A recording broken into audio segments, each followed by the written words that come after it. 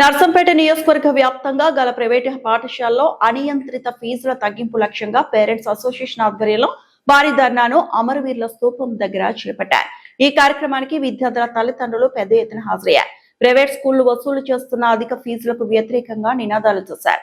ప్రతి ప్రైవేట్ పాఠశాలలో parents committee ఏర్పాటు చేయాలని డిమాండ్ చేశారు. ఇష్టారీతిన ప్రైవేట్ స్కూళ్ల యాజమాన్యాలు పెంచుతున్న ఫీజులను సవరించాలన్నారు. ప్రైవేట్ పాఠశాలల్లో ఫైర్ సేఫ్టీ ఆర్టీఏ నిబంధనలు పాటించాలన్నారు. పుస్తకాల పేరుతో జరుగుతున్న దోపిడీకి అడ్డుకట్ట వేయాలన్నారు.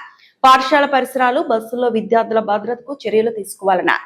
ఈ సందర్భంగా పలువురు కౌన్సిలర్లు హాజరై విద్యార్థుల తల్లిదండ్రులు చేస్తున్న పోరాటానికి సంఘీభావం తెలిపారు. పేరెంట్స్ అసోసియేషన్ చేస్తున్న న్యాయమైన డిమాండ్స్ నెరవేర్చాలని ప్రైవేట్ స్కూళ్ల యాజమాన్యాలను కోరారు.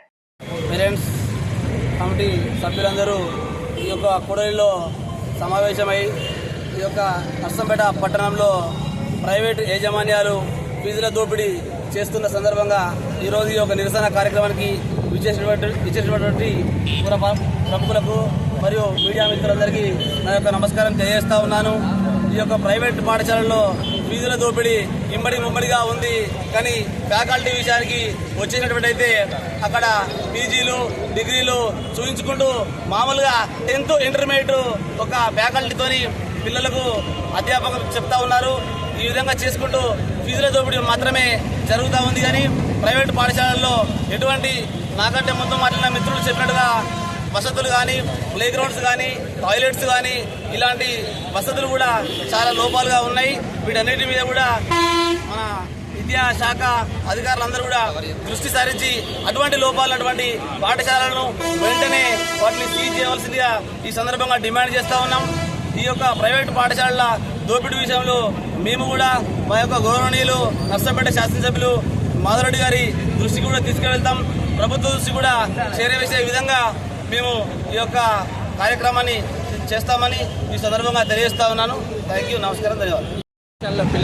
పిల్లలకు వసూలు చేస్తున్న ఫీజులకు, వాళ్ళు కల్పిస్తున్న సౌకర్యాలకు అసలు సంబంధం ఉండట్లేదు. కనీసం క్లాస్ రూమ్లో ఒక 30 మంది తీసుకుంటే వాళ్ళకు ఒక వాష్రూమ్ ఫెసిలిటీ కల్పించట్లేదు.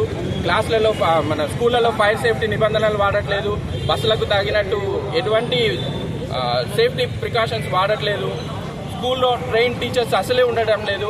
ప్రతి ఒక్కటి ఒక స్కూల్ బ్యాగ్స్, స్కూల్ టై కానుంచి వాళ్ళే వ్యాపారం చేస్తున్నారు. ప్రతి స్కూళ్ళలో బుక్స్ వేరేగా ఉంటున్నాయి. ప్రతి స్కూల్లో సిలబస్ వేరేగా ఉంటుంది. ఇది ఓన్లీ వాళ్ళ వ్యాపారం కోసమే స్కూల్స్ నడుపుతున్నారు తప్ప పిల్లల కోసం ఎటువంటి చర్యలు తీసుకోవట్లేదు. వాళ్ళకి సంబంధించి మానసిక వికాసానికి స్కూళ్ళల్లో ఎటువంటి చర్యలు తీసుకోవట్లేదు. దీనికి సంబంధించి నర్సంపేట పేరెంట్స్ తరఫు నుంచి ఒక కమిటీగా ఏర్పడడం జరిగింది.